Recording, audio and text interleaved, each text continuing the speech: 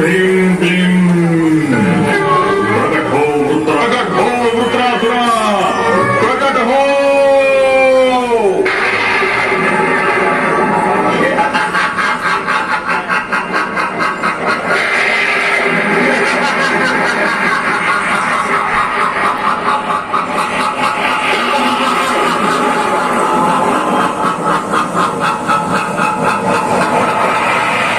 याच यज्ञातून वृत्रासुर नामक एक महाभयंकर राक्षस जन्म घेतो.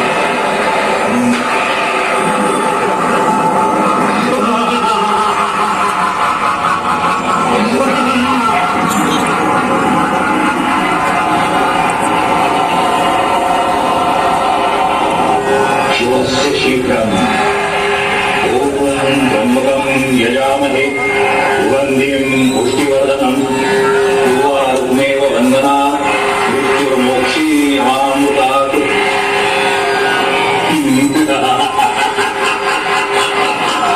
नाश होणार, या त्रैलोक्याचा नाश होणार, प्रलय येणार.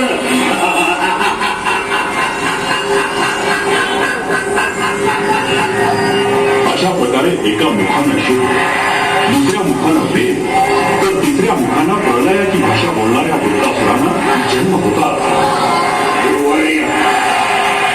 माझा हा जन्म कशासाठी कळला याचं प्रयोजन कथन करावं. वृत्रासुरा, तू सर्व शक्तिमान आहेस. समस्त राक्षस कुळांच्या उद्धारासाठी तू ब्रह्मदेवाची तपश्चर्या करून ब्रह्मदेवांना प्रसन्न करून घे आणि वर म्हणून इंद्रासन प्राप्त करून घे. अशी आज्ञा ध्रुवळ्या.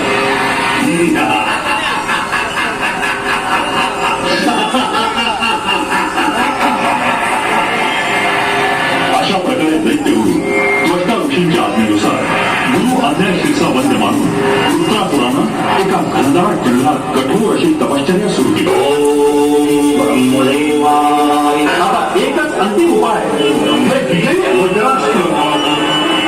अशा रीतीनं इंद्रदेव आपल्या वज्रामुळानं वृत्रासुरावर प्रहार करतात.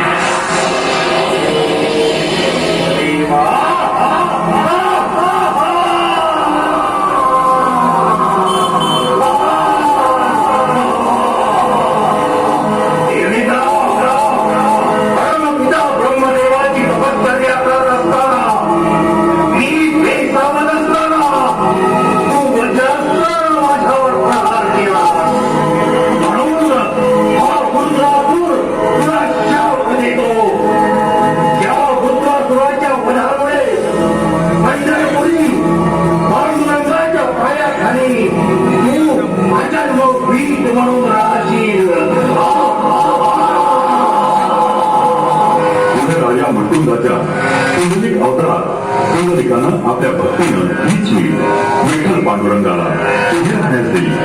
ही वेळ म्हणजेच वृत्रासुरांना शाप दिलेला शापित इंद्रच. ज्या वेळेवर समस्त भक्त भाविकांच्या कल्याणासाठी चंद्रभागेकाठी जो जगदेवी 28 उभा आहे.